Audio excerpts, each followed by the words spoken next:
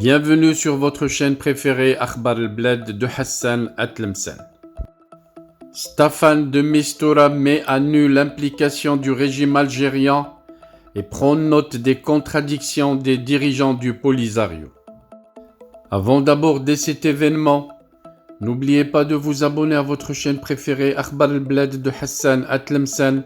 Et si vous êtes déjà abonné, n'oubliez pas de cliquer sur la cloche pour être sûr de recevoir à chaque fois qu'il y a du nouveau sur la chaîne, le bip qui vous avise et qui vous invite à y aller pour suivre à nouveau la nouvelle vidéo et écouter à nouveau les nouvelles informations de la journée.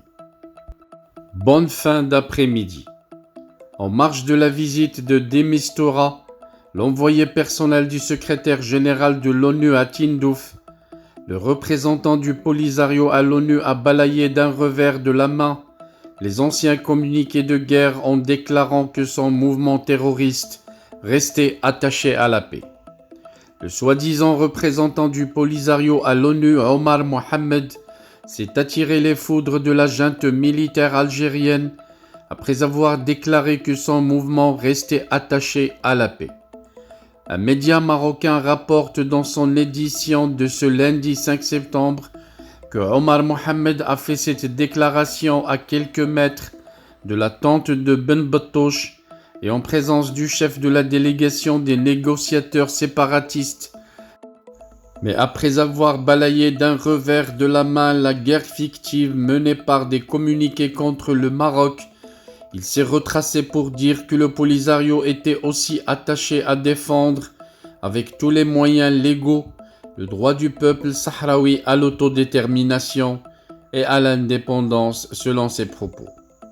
Les responsables du régime militaire algérien qui étaient occupés à gérer les détails du voyage de l'envoyé spécial de l'ONU pour le Sahara Staffan de Mistura à Tindouf, à la place de l'Espagne, n'ont pas pu contrôler les déclarations des dirigeants du Polisario. Contrairement à la précédente visite qu'avait effectuée De Mistura à Tindouf, les festivités et la parade militaire d'enfants ont disparu de la scène. Une grosse erreur qui reflétait alors la confusion dans laquelle se trouvait le régime algérien durant cette première visite. Le média marocain souligne que la visite de De Mistura à Tindouf, territoire algérien ou encore République fantoche appelée par le régime algérien République sahraoui, démontre que la junte militaire commence à dévoiler son implication dans le dossier du Sahara marocain. Le régime a renoncé à donner des ordres à la direction du Polisario, la poussant à refuser la visite de De Mistura et de faire ainsi monter la tension par des communiqués de guerre. Rappelons que dès la nomination de De Mistura à ce poste, le régime algérien avait mobilisé toute sa diplomatie pour refuser cette mission qui a été décidée par le Conseil de sécurité. Laquelle mission reconnaît la responsabilité totale de l'Algérie dans le conflit du Sahara, mais quand la visite de l'envoyé spécial de l'ONU dans la région est devenue incontournable, les médias à la botte de l'armée ont jubilé en affirmant que le fait que cette visite commence par un autre pays signifie que l'Algérie n'est pas partie prenante dans le conflit.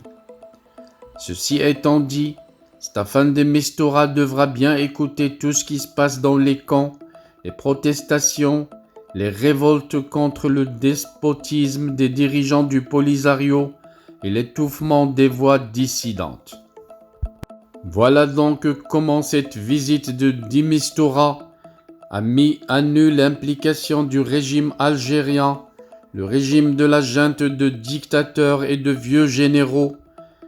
La même visite prend note des contradictions des dirigeants du Polisario qui ne cessaient à chaque fois de bombarder la communauté internationale de ces communiqués de guerre fantaisistes que transmettait à chaque fois l'agence officielle de presse algérienne.